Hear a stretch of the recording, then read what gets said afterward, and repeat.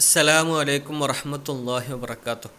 ബിസ്മില്ലാഹി വൽഹംദുലില്ലാഹി വസ്സലാത്തു വസ്സലാമു അലാ അഷ്റഫി റസൂലില്ലാഹി വഅലാ ആലിഹി വസ്ഹബിഹി അജ്മഈൻ അമ്മാ ബഅദ്.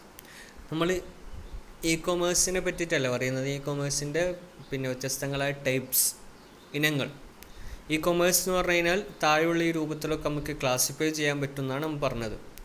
അതായത് ഒന്ന് B2B, ബിസിനസ് ടു ബിസിനസ് എന്ന നിലക്ക്.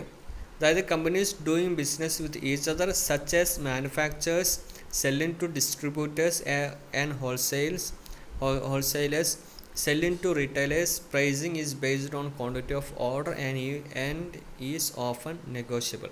ഇപ്പോൾ ഈ പറഞ്ഞതിൽ ബിസിനസ് ടു ബിസിനസ് ഇവിടെ വരുന്നത് കാരണം എന്തുകൊണ്ട്? ഒരാൾ എന്ത് ചെയ്യുന്നു, ഹോൾസെയിൽ കട നടത്തുന്ന ആൾ അയാൾ റീറ്റെയിൽ കട നടത്തുന്ന ആൾക്കാണ് കൊടുക്കുന്നത്. നേരെ ആർട്ടിലേക്ക് കൊടുക്കുന്നില്ല, കൺസ്യൂമേഴ്സിന് കൊടുക്കുന്നില്ല. മറിച്ച് എന്ത് ചെയ്യുന്നു, മെയിൻ ഹോൾസെയിൽ നടത്തുന്നവർ വേറൊരു ബിസിനസ് നടത്തുന്ന റീറ്റെയിലേഴ്സിന് കൊടുക്കുകയാണ്, അതിൻ്റെ താഴെയുള്ള കച്ചവടക്കാരിലേക്ക് കൊടുക്കുകയാണ്. അപ്പോൾ അത് ബിസിനസ് ടു ബിസിനസ്, B2B കൊമേഴ്സാണിത്. അടുത്തതോ B2C, അതായത് ബിസിനസ് ടു കൺസ്യൂമർ. ബിസിനസ് നടത്തുന്ന ആൾ, ബിസിനസ്സിൻ്റെ ആൾ എന്ത് ചെയ്യുക, നേരെ കൺസ്യൂമറിന് കൊടുക്കുക. അത് business selling to the general public typically through catalogues utilising shopping cart software by dollar volume.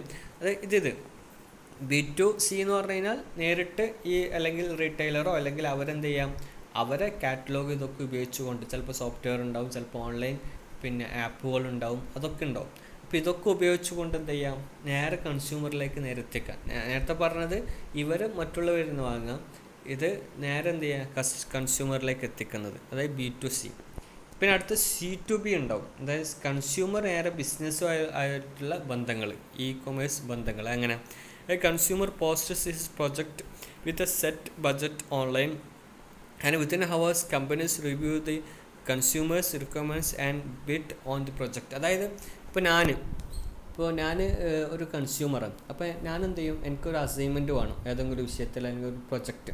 ഈ പ്രൊജക്റ്റിൻ്റെ എനിക്ക് ഈ സാധനങ്ങളൊക്കെ വേണ്ടതെന്ന് പറഞ്ഞാൽ എന്ത് ചെയ്യും, ഒന്നുകിൽ ഇവരെ ഈ ബിസിനസ് നടത്തുന്ന ആൾ, അല്ലെങ്കിൽ ഈ ഒരു ഉദാഹരണം പറയാം നമുക്ക്, എന്താണ് ഒരു സോഫ്റ്റ്വെയർ. അപ്പോൾ എനിക്ക് സ്കൂൾ മാനേജ്മെൻറ്റുമായി ബന്ധപ്പെട്ട, അല്ലെങ്കിൽ സ്റ്റുഡൻറ്റ് മാനേജ്മെൻറ്റുമായി ബന്ധപ്പെട്ട, അല്ലെങ്കിൽ അക്കൗണ്ടിങ് മാനേജ്മെൻറ്റുമായി ബന്ധപ്പെട്ട ഒരു സോഫ്റ്റ്വെയർ എനിക്ക് വേണം. അതിൽ എനിക്ക് ഇതൊക്കെ കസ്റ്റമൈസേഷൻ വേണ്ടേ എന്നൊക്കെ പറഞ്ഞുകൊണ്ട് ഞാൻ എന്ത് ചെയ്യും, ഈ ഡെവലപ്പേഴ്സ് ഉണ്ടാവില്ല, ഇതിൻ്റെ വെബ്സൈറ്റ് ഡെവലപ്പ് ചെയ്യുന്ന അല്ലെങ്കിൽ ഡിസൈൻ ചെയ്യുന്ന ആളുകൾക്ക്, അല്ലെങ്കിൽ സോഫ്റ്റ്വെയർ ഡെവലപ്പ് ചെയ്യുന്ന ആളുകൾക്ക് ഞാൻ എന്ത് ചെയ്യും, ഒരു പ്രൊജക്റ്റ് കൊടുക്കും. എനിക്ക് ഇത്ര ബജറ്റിലുള്ള എനിക്ക് സാധനം വേണം, എനിക്ക് ഇത്ര ബജറ്റുള്ള ഈ സോഫ്റ്റ്വെയർ വേണമെന്ന് പറഞ്ഞാൽ എന്ത് ചെയ്യും, അവർക്കൊരു അസൈൻമെൻറ്റ് കൊടുക്കും. അപ്പോൾ സ്വാഭാവികമായിട്ട് ഈ ബിസിനസ് നടത്തുന്ന ഈ ഡെവലപ്പേഴ്സ് എന്ത് ചെയ്യും, അവരെല്ലാം ഈ ബിസിനസ് നടത്തും. അപ്പോൾ അവർ എൻ്റെ പ്രൊജക്റ്റൊക്കെ റിവ്യൂ ചെയ്തുകൊണ്ട് എൻ്റെ ഈ ബജറ്റിന് പറ്റുന്നതാണോ നോക്കിയിട്ട് അവർ അതിനെ ബിഡ് ചെയ്യും. ബിഡ് ചെയ്യാറിന് അറിയില്ല, അതിനെ എല്ലാവരും വിളിച്ച് അതിനെടുക്കും, അതിന് ആ സാധനത്തെ അവർ ഉറപ്പിക്കും, ബിഡ് ചെയ്യാറിന് ഉറപ്പിക്കും. അപ്പോൾ ഈ രൂപത്തിലുള്ള, അപ്പോൾ ഇവിടെ ആരിലേക്കാണ് പോകുന്നത്, കൺസ്യൂമറാണ് ഇതിൽ പ്രൊജക്റ്റ് ഉണ്ടാക്കുന്നതും അതിന് നടത്തുന്ന ആരായിരിക്കും, ഈ ബിസിനസ്. അപ്പോൾ C2B ആണ് അവിടെ, കൺസ്യൂമറിൽ നിന്ന് ബിസിനസ്സിലേക്ക് പോകുന്നത്. അടുത്ത കൺസ്യൂമർ ടു കൺസ്യൂമർ ഉണ്ടാവും ചിലപ്പോൾ. അതായത് എങ്ങനെ, there are many sites offering free classifieds, auctions and forums where individuals can buy and sell things to online payment systems like Paybill, where people can send and receive money online with ease. ഇതെന്ന് പറഞ്ഞു കഴിഞ്ഞാൽ പരസ്പരമുള്ള, നമ്മൾ consumer ആയിട്ടുള്ള ചില software ഇതൊക്കെ ഉണ്ടാവുമല്ലോ, online പേയ്മെൻറ്റുകളൊക്കെ നമ്മൾ വേറെ ആളിലേക്ക് പേയ്മെൻറ്റ് നടത്തുന്നത്. അപ്പോൾ ജനറൽ പബ്ലിക്കാണുള്ള ഇതിനൊരു പ്ലാറ്റ്ഫോം മാത്രമാണ് ഇവിടെ ഇതുള്ളത്, കൊമേഴ്സ് സൈറ്റോ അല്ലെങ്കിൽ പേയ്മെൻറ്റ് സൈറ്റുകളായിട്ടുള്ളത്. മറിച്ച് ഇവിടെ ഇതൊക്കെ നടത്തുന്നത് ആര് തന്നെയാണ്, കൺസ്യൂമറിലേക്ക് തന്നെയാണ് ഉള്ളത്, അങ്ങനെയുള്ളത്. ഇപ്പോൾ ഈ രൂപത്തിൽ നമ്മളിപ്പോൾ എത്ര എണ്ണം പറഞ്ഞു, ഒന്ന് ടൈപ്പ് പറഞ്ഞു. ഒന്ന് business to business, business to consumer, consumer to business, consumer to consumer. ഇങ്ങനെ പറഞ്ഞ 4 എണ്ണം. ഇതൊക്കെ എന്താണെന്ന് പറഞ്ഞു കഴിഞ്ഞാൽ ഓരോ ക്ലാസിഫൈഡ് ചെയ്ത ഓരോ വ്യത്യസ്ത 4 തരത്തിലുള്ള ബിസിനസ്സിൻ്റെ രൂപങ്ങളാണ്. Okay, eBay's auction service is great example of where person to person transactions like place every day since 1995 Companies using internal networks to offer their employees products and service online, not necessarily online on the web, are engaging in B2E. അതായത് business to ഇങ്ങനെ ഒരു സാധനം ഉണ്ട് കേട്ടോ, നമ്മൾ വിട്ടുപോകാം അല്ല, business to employee എന്ന് പറഞ്ഞിട്ടുള്ള ഇതുണ്ട്. അതെന്ന് പറഞ്ഞു കഴിഞ്ഞാൽ നമ്മൾക്ക് ഓൺലൈൻ ഇത് വേണമെന്നില്ല. ഉദാഹരണം പറഞ്ഞു കഴിഞ്ഞാൽ ഞാനൊരു കമ്പനി നടത്തുന്നു. ഈ കമ്പനി നടത്തുമ്പോൾ നമ്മളിപ്പോൾ ഞാനൊരു ബിസിനസ് നടത്തുന്ന ആളാണെങ്കിൽ എനിക്കുള്ള ഈ ഓൺലൈൻ പ്ലാറ്റ്ഫോം നമ്മൾ പറഞ്ഞല്ലോ, ഇ കൊമേഴ്സ് വെബ്സൈറ്റിലൂടെ പലരും ചിലപ്പോൾ നമ്മളെന്തെങ്കിലും പ്രൊഡക്റ്റുകൾ വിൽക്കും, പലരും നമുക്ക് പ്രൊജക്റ്റുകൾ അയച്ചു തരും. അങ്ങനെയുള്ള 4 തരത്തിലുള്ള ടൈപ്സാണ് പറഞ്ഞത്. ചിലപ്പോൾ എന്തുണ്ടാവും പറഞ്ഞാൽ എൻ്റെ കമ്പനി വർക്ക് ചെയ്യുന്നവരെ ഇടയിൽ തന്നെ ചിലപ്പോൾ ഇൻറ്റേർണലായിട്ടുള്ള നെറ്റ്വർക്ക് നമുക്കുണ്ടാവും, ഉള്ളിലുള്ള നെറ്റ്വർക്ക്. അത് ഓൺലൈൻ ഇതാണെന്നില്ല, മറിച്ച് ഇൻറ്റേർണലായിട്ടുള്ള നെറ്റ്വർക്ക്. അപ്പോൾ ഞാനെന്ത് ചെയ്യും, എൻ്റെ ഈ എംപ്ലോയീസിന് എന്ത് ചെയ്യും, കൺട്രോൾ ചെയ്യാൻ വേണ്ടി, മോണിറ്റർ ചെയ്യാൻ വേണ്ടിയിട്ട് ഞാൻ ആ രൂപത്തിലുള്ള സാധനങ്ങളൊക്കെ ചിലപ്പോൾ ചെയ്യും. എൻ്റെ പ്രൊഡക്റ്റുകൾ അവരിലേക്ക് എത്തിക്കാൻ വേണ്ടി, എൻ്റെ എംപ്ലോയിലേക്ക്, പുറത്തേക്കല്ല കേട്ടോ, എൻ്റെ എംപ്ലോയിമാർക്കിടയിൽ ഞാൻ ചിലപ്പോൾ മോണിറ്റർ ചെയ്യാൻ വേണ്ടിയിട്ടൊക്കെ ഇൻറ്റേർണൽ നെറ്റ്വർക്കിംഗ് ഉണ്ട്. നമ്മൾ സാധാരണ ഈ ടെലിഫോൺ ഇതിലൊക്കെ ഈ ഇൻ്റർകോം ഫെസിലിറ്റീസൊക്കെ ഉണ്ടല്ലോ, ഉള്ളിൽ നമ്മൾ വിളിക്കാനൊക്കെ ആയിട്ട് ഇൻ്റർകോം, അത് നിങ്ങൾ കേട്ടിട്ടുണ്ടാവുമായിരിക്കും, ഇൻ്റർകോം ഫെസിലിറ്റി. അപ്പോൾ അതേപോലെ നെറ്റ്വർക്ക് നമ്മളെ സാധാരണ ഇതുണ്ടാവില്ലല്ലോ സ്ഥാപനങ്ങളിലൊക്കെ എന്ത് ചെയ്യും, പ്രിൻ്ററൊക്കെ നമ്മൾ എന്ത് ചെയ്യും, അത് ഉള്ളിലുള്ള നെറ്റ്വർക്കിൽ നമ്മൾ ഷെയർ ചെയ്യും. ഒരു സിസ്റ്റത്തിൽ നമ്മൾ പ്രിൻ്റ് കൊടുക്കുകയാണെങ്കിൽ മെയിൻ അതിൻ്റെ ഇതുണ്ടാവും, ഹോസ്റ്റിംഗ് ആയിട്ടുള്ള സെർവർ, അതിൽ നിന്ന് എന്ത് ചെയ്യും, പ്രിൻ്റ് പോകും. അപ്പോൾ ആ രൂപത്തിൽ ഇത് ഉള്ളിലുള്ള ബിസിനസ് ടു എംപ്ലോയി ഇതുണ്ടാവും, ടൈപ്സും കൂടി ഉണ്ടാകും.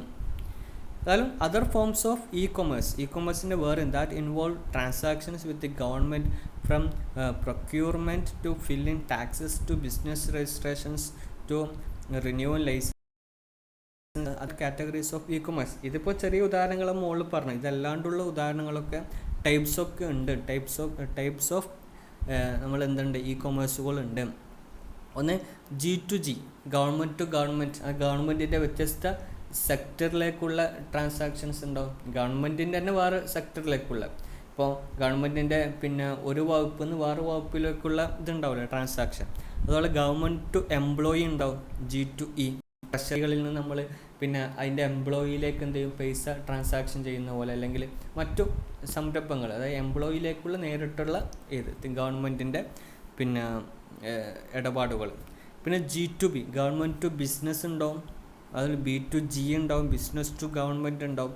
അതായത് ഈ പറഞ്ഞ രൂപത്തിൽ വേറെയും കുറേ നമുക്ക് ഇങ്ങനെ കുറേ ഉണ്ടാവും, കുറേ ട്രാൻസാക്ഷൻസിൻ്റെ ടൈപ്സുകൾ നമുക്ക് ഇതിൽ നമുക്ക് എന്ത് ചെയ്യാൻ പറ്റും, ഉണ്ടാക്കിയെടുക്കാൻ വേണ്ടി പറ്റും. G2C, government to citizen. C2G ഉണ്ടാവും, സിറ്റിസൺ ടു ഗവൺമെൻറ്. ഏതായാലും അതായത് ഇപ്പോൾ ഈ പറഞ്ഞത് വലിയ സംഭവമൊന്നുമല്ല. ഈ തരത്തിലൊക്കെ എല്ലാം ഇത് ബന്ധപ്പെട്ട് കിടക്കുന്ന വ്യത്യസ്ത ഐറ്റംസ് ഇങ്ങനെ പറഞ്ഞെന്നുള്ളൂ. ഇത് നമ്മൾ ഇ-കൊമേഴ്സ് നമുക്ക് അറിയുന്ന തന്നെയല്ല സാധാരണ, അതിൻ്റെ വ്യത്യസ്തങ്ങളായ ഫീച്ചറുകൾ പറഞ്ഞെന്നുള്ളൂ. അതിന് അഡ്വാൻറ്റേജസ് ഓഫ് ഇ-കൊമേഴ്സിന് ഉണ്ടാകുന്ന അഡ്വാൻറ്റേജസ്, നേട്ടങ്ങൾ, അതിനുള്ള ഗുണഫലങ്ങൾ എന്തൊക്കെയാണ്? You may have realized that business transactions conducted electronically have a wide scope. E-commerce is applicable to wholesale as well as retail business. Buying and selling through internet may take place round the clock between business units in different parts of the world. Let us discuss the advantages of e-commerce. E-commerceൻ്റെ വ്യത്യസ്തങ്ങളായ ഗുണങ്ങളുണ്ട്, അതിനെപ്പറ്റി നമുക്ക് പറയാം. അതായത് ഇതെന്ന് പറഞ്ഞു കഴിഞ്ഞാൽ globally, ഇപ്പോൾ നമ്മളിപ്പോൾ എൻ്റെ നാട്ടിൽ ഞാൻ ഒരു ബിസിനസ് നടത്തുമ്പോൾ അത് ഇപ്പോൾ സാധാരണ ഇതിൽ ഇ-കൊമേഴ്സ് അല്ലാത്തൊരു ബിസിനസ്സാണെങ്കിൽ നമ്മളിങ്ങനെ ഓരോ സ്ഥലത്ത് പോയിട്ട് ഇങ്ങനെ വിൽക്കണം, അല്ലെങ്കിൽ അവർ നമ്മുടെ അടുത്തേക്ക് വന്നിട്ട് വാങ്ങി കൊണ്ടുപോവുകയൊക്കെ ചെയ്യേണ്ടി വരും. അതല്ല, ഇ-കൊമേഴ്സ് എന്ന് പറയുമ്പം എൻ്റെ നാടല്ല, മൊത്തത്തിൽ എല്ലാ സ്ഥലത്തേക്കും വൈഡ്ലി ഇത് ബന്ധപ്പെട്ട് കിടക്കുന്നുണ്ട്, എല്ലായിടത്തേക്കും എത്തുന്നുണ്ട് ഒരേ സമയം, ചുരുങ്ങിയ സമയം കൊണ്ട്. വൈഡർ ചോയ്സ്, അതാ പറഞ്ഞു, ഒന്നാമത്തെ വൈഡർ ചോയ്സ്, വിശാലമായ അവസരം അവിടെ ഉണ്ട്, ചോയ്സ് ഉണ്ട്. With the help of A well developed computer networking system, നല്ല അടിപൊളി സിസ്റ്റം ആണെങ്കിൽ business units can operate at the national as well as global level. നല്ല അടിപൊളി നെറ്റ്വർക്കിംഗ് സിസ്റ്റം ആണെങ്കിൽ നമ്മളിപ്പം ആ ലോക്കലി മാത്രമല്ല, നാഷണലി മാത്രമല്ല, ഗ്ലോബൽ ലെവലിൽ നമുക്ക് ഉഷാറാൻ വേണ്ടി പറ്റും. ഇപ്പോൾ ഒരുപാട് ഇതുണ്ടല്ലോ, ഞങ്ങളിപ്പോൾ എഴുതി അയച്ച നിങ്ങളോട് ഞാൻ ഹോംവർക്ക് എഴുതി അയക്കാൻ പറഞ്ഞതിൽ പലരും നല്ല നല്ല അടിപൊളി പിന്നെ ഓൺലൈൻ സംരംഭങ്ങളെ പറ്റിയിട്ടൊക്കെ എഴുതി അയച്ചിട്ടുണ്ട്. അതിലൊരു കുട്ടി വിശാലമായിക്കൊണ്ട് എഴുതിയവരുണ്ട്. അങ്ങനെയൊക്കെ ഉണ്ട്. രണ്ടാമത്തെ ഇംപ്രൂവ്ഡ് കസ്റ്റമർ സർവീസ്. ഇംപ്രൂവ്ഡ് ആയിട്ടുള്ള കസ്റ്റമർ സർവീസ് ഒന്നും കൂടി ഒന്ന് ഇമ്പ്രൂവ് ആയി, അതായത് കസ്റ്റമറിന്, അതായത് ഇതിന് നമ്മളായിട്ടുള്ള കസ്റ്റമർ പിന്നെ ഇതിൻ്റെ ഉപഭോക്താവിനെ പരമാവധി അവർക്കുള്ള സേവനം ചെയ്യാൻ വേണ്ടി, അതായത് നല്ല അടിപൊളി സപ്പോർട്ടൊക്കെ ചെയ്തുകൊണ്ടുള്ള പിന്നെ ചില ഓൺലൈൻ സൈറ്റുകളൊക്കെ ഉണ്ടാവും.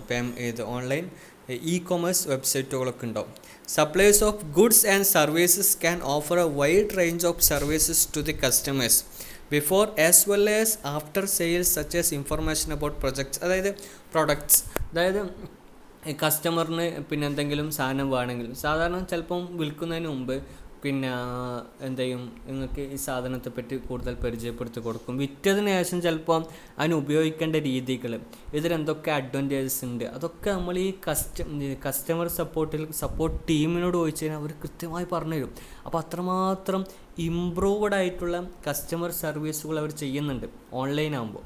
മറ്റേത് പറഞ്ഞാൽ നമ്മൾ ഒരു സാധനം വാങ്ങിപ്പോയി കഴിഞ്ഞാൽ ചിലപ്പോൾ നമുക്ക് തന്നെ അതിനെപ്പറ്റി അന്വേഷിക്കണമെങ്കിൽ ഒന്നുകിൽ ഫോൺ വിളിച്ചിട്ട് അല്ലെങ്കിൽ അവിടെ പോയി അന്വേഷിക്കണം, ഓഫീസിൽ പോയിട്ട് ഇതിങ്ങനെ വർക്കാകുന്നില്ല, ഇതിങ്ങനെയാണ് അങ്ങനെയാണ്. പക്ഷെ മറ്റേതല്ല, മറ്റേത് ഓൺലൈനിൽ എപ്പോൾ അവർ ലൈവ് ചാറ്റുകൾ ഉണ്ടാവും, 24/7 ചിലപ്പം കസ്റ്റമർ സപ്പോർട്ടുകൾ അവർ തരും, അതൊക്കെ ഉണ്ടാവും അതിൽ. പിന്നെ അതുപോലെ തന്നെ quick response to the customer needs, അതും പ്രധാനപ്പെട്ടാണ്. കസ്റ്റമറിൻ്റെ ആവശ്യങ്ങൾക്ക് വളരെ പെട്ടെന്ന് തന്നെ അതിനുള്ള റെസ്പോൺസും ചെയ്യും അവർ, അല്ലേ? നമ്മൾ ഓൺലൈന് നിങ്ങൾ പിന്നെ ഇത് എന്തെങ്കിലും സാധനം പർച്ചേസ് ചെയ്യുന്നവരോ അല്ലെങ്കിൽ ഇതുമായി ബന്ധപ്പെട്ട് കൈകാര്യം ചെയ്യുന്നവരോ ആണെങ്കിൽ നിങ്ങൾക്ക് മനസ്സിലാകാൻ വേണ്ടി പറ്റും എന്താണ് അതിൽ നല്ല സപ്പോർട്ട് ടീം അതിലുണ്ടാവും. അവരോട് നമ്മൾ ചാറ്റ് ചെയ്യുമ്പോൾ അവരെന്ത് ചെയ്യും, ഒന്നിക്കൽ ആ സമയത്ത് തന്നെ ക്വിക്ക് റെസ്പോൺസ് ഉണ്ടാവും, അല്ലെങ്കിൽ അവരെന്നെ പറയും കുറച്ച് സമയം നിങ്ങൾ വെയിറ്റ് ചെയ്യണം, അതിൻ്റെ ഇടയിൽ നമ്മളെ ഏജൻറ്റ് നിങ്ങളായിട്ട് ബന്ധപ്പെടും, അല്ലെങ്കിൽ അവർ തന്നെ ആ ലൈവ് ചാറ്റിൽ അവർ വരും, അല്ലെങ്കിൽ മറ്റു ആർട്ടിക്കിൾസ് അവർ നമുക്ക് വായിക്കാൻ വേണ്ടി തരും, നമ്മളെ ഈ പ്രശ്നങ്ങൾ പരിഹരിക്കാൻ വേണ്ടിയിട്ടുള്ള അങ്ങനെയൊക്കെ ഉണ്ട്. അപ്പോൾ ആ രൂപത്തിലുള്ള ക്വിക്ക് റെസ്പോൺസ് ഉണ്ടാവും. മറ്റേത് നമ്മൾ ചിലപ്പോൾ സാധനം വാങ്ങി അതിനുള്ള എന്തെങ്കിലും പരാതികളോ ഇതൊക്കെ ഉണ്ടെങ്കിൽ അവരെ വിളിച്ചും അവർ ചിലപ്പം അവരുടെ സൗകര്യത്തിന് അവിടെ എവിടെയെങ്കിലും വരുന്നുണ്ടെങ്കിൽ മാത്രം നമ്മളെ ഇവിടത്തേക്ക് വരും, അങ്ങനെയൊക്കെ ഉണ്ടാവുമല്ലോ. അതുപോലെ തന്നെ cost saving and price reduction, അതുകൊണ്ട് കോസ്റ്റ് നമ്മളുടെ വില നമുക്ക് എന്ത് ചെയ്യാൻ പറ്റും, സേവ് ചെയ്യാനും പറ്റും. അതുപോലെ പ്രൈസ് നമ്മുടെ ആ വില നമുക്ക് കുറക്കാൻ വേണ്ടി പറ്റും. There is substantial cost saving in business transactions conducted through e-commerce. There is no need to display goods in showrooms or keep large stock in godowns. The number of employees required to carry on the business is less. Thus the cost of operation naturally comes down. ഇതെങ്ങനെയാണ്, ഇപ്പം ചില സാധനങ്ങൾ നമ്മൾ ഓൺലൈനിൽ purchase ചെയ്യുമ്പോൾ ചിലപ്പോൾ അതിൻ്റെ സാധനത്തിന് വില കുറഞ്ഞിട്ട് കാണും നമ്മൾ സാധാരണ ഇവിടുന്ന് വാങ്ങുന്നതിനേക്കാൾ. എന്തുകൊണ്ടെന്ന് പറഞ്ഞു കഴിഞ്ഞാൽ, കാരണം നമ്മൾ സാധനം നമ്മുടെ മാർക്കറ്റിലേക്ക് നമ്മൾ തൊട്ടടുത്ത കടയിലേക്ക് എത്തണമെങ്കിൽ ഒരുപാട് പിന്നെ ഈ കടമ്പകൾ കടന്നിട്ട് ഇവിടെ എത്തേണ്ടത്. ഒന്ന് തന്നെ ട്രാൻസ്പോർട്ടേഷൻ ചാർജൊക്കെ ഇവർ അതിൽ ഈടാക്കൂലേ, പ്രത്യേകിച്ച് ഇപ്പോഴത്തെ ഇത് തന്നെ പെട്രോളിനൊക്കെ പൈസ കൂടുന്ന ഈ ഒരു സാഹചര്യത്തിൽ എന്താന്ന് പറഞ്ഞു കഴിഞ്ഞാൽ സാധനം എടുത്തേക്ക് എത്തണമെങ്കിൽ വളരെ ശ്രമകരമാണ്. കാരണം കുറേ കടമ്പകൾ കടന്നിട്ട് ഇവിടെ എത്തണ്ടേ, അപ്പോൾ ഒരുപാട് ചിലവുകൾ ആയിട്ടുണ്ടാവും. ഇവർക്ക് ചരക്ക് കൂലി കൊടുക്കണം, അങ്ങനെ ഒരുപാട് കൂലി ഇതായിട്ടുണ്ടാവും. എന്താന്ന് പറഞ്ഞു കഴിഞ്ഞാൽ പിന്നെ പൈസ എക്സ്പെൻസുകളായിട്ടുണ്ടാവും. അതൊക്കെ ഇവർ നിശ്ചിത ശതമാനത്തിൻ്റെ കണക്കിൽ എന്ത് ചെയ്യും, ഇവരതൊക്കെ ഈടാക്കും. പക്ഷെ നേരിട്ട് നമ്മൾ ഓൺലൈനിൽ വാങ്ങുമ്പം ഈ എംപ്ലോയീസ് കൂടുതലില്ല ഇതിൽ വർക്ക് ചെയ്യുന്നത്. അപ്പോൾ സ്വാഭാവികമായിട്ടും എന്ത് ചെയ്യും, ഈ ഓൺലൈൻ ഇ-കൊമേഴ്സിലുള്ള ബിസിനസ് അവരെന്ത് ചെയ്യും, പൈസ കുറക്കും ആ സാധനത്തിൻ്റെ, അങ്ങനെയൊക്കെ അവർ ചെയ്യും. അതുകൊണ്ട് തന്നെ cost saving, price reduction. So the customers may get goods at a lower rate. ചെറിയ പൈസക്ക് എന്ത് ചെയ്യും, കസ്റ്റമറിന് സാധനം അതുകൊണ്ട് കിട്ടും. അത് മാത്രമല്ല മാർക്കറ്റ് ഇൻഫർമേഷൻ, ഈ ഒരു സാധനം ഇപ്പോൾ നമ്മൾ മൊബൈൽ വാങ്ങുകയാണെങ്കിൽ അതിന് കൃത്യമായിട്ടുള്ള അതിനുള്ള വിവരങ്ങൾ നമുക്ക് എന്ത് ചെയ്യും, അറിയാൻ വേണ്ടി പറ്റും. Access to market information available through the internet enables business concerns to identify varied customer needs and produce new goods and better services accordingly. കാരണം മാർക്കറ്റ് ഇൻഫർമേഷൻ, നമ്മളിപ്പോൾ ഒരു സാധനം വാങ്ങിക്കാൻ അതിൻ്റെ ഫീഡ്ബാക്ക് അവർ ചോദിക്കുന്നുണ്ട്, അതിൻ്റെ എന്തെങ്കിലും പിന്നെ പ്രശ്നങ്ങളുണ്ടെങ്കിൽ അതൊക്കെ നമ്മൾ ഫീഡ്ബാക്കുകൾ മറ്റൊക്കെ അയച്ചു കൊടുക്കാൻ വേണ്ടി പറയുന്നുണ്ട്. അതെന്തിനാണ്, അടുത്തിന് അവരത് പരിഹരിക്കും. അപ്പോൾ നമുക്ക് കൃത്യമായി കൊണ്ട് തന്നെ നമ്മുടെ കസ്റ്റമേഴ്സിൽ നിന്ന് അല്ലെങ്കിൽ കൺസ്യൂമേഴ്സിൽ നിന്ന് കസ്റ്റമേഴ്സിൽ നമുക്ക് എന്ത് പഠിക്കാൻ വേണ്ടി പറ്റും, ഇതിനുള്ള പ്രശ്നങ്ങൾ പഠിക്കുകയും അടുത്തത് നമുക്ക് എന്ത് ചെയ്യാൻ പറ്റും, പരിഹരിക്കാനും വേണ്ടി പറ്റും. അതുകൊണ്ട് തന്നെ നമ്മളിപ്പോൾ ഒരു സാധനം വാങ്ങുമുണ്ടാവുമല്ലോ, അതിൻ്റെ റിവ്യൂ നമുക്ക് നോക്കിക്കഴിഞ്ഞാൽ നമുക്ക് ആ സാധനത്തെ പറ്റി ഏകദേശം അറിവുണ്ടാവും, ഏകദേശം നമുക്ക് ധാരണ ഉണ്ടാവും. ഈ സാധനം വാങ്ങിയവർക്ക് ഇങ്ങനെ കുറേ പ്രശ്നങ്ങൾ ഉണ്ടായതുകൊണ്ട് വാങ്ങാതിരിക്കലാണുള്ളത്, അതുകൊണ്ട് നമുക്ക് വേറെ കമ്പനീൻ്റെ വാങ്ങാം. അപ്പോൾ ഒരു വൈഡ് റേഞ്ച്, നമ്മൾ നേരത്തെ പറഞ്ഞ വൈഡ് റേഞ്ച് ചോയ്സും ഉണ്ട്, നമുക്ക് കൃത്യമായി ആ സാധനത്തെ പറ്റി അറിയാനും കഴിയുന്നുണ്ട്, ഇൻഫർമേഷൻ നമുക്ക് എന്ത് ചെയ്യുന്നുണ്ട്, കിട്ടുന്നുണ്ട്. നമുക്ക് ഏതായാലും അവിടെ നിർത്താം.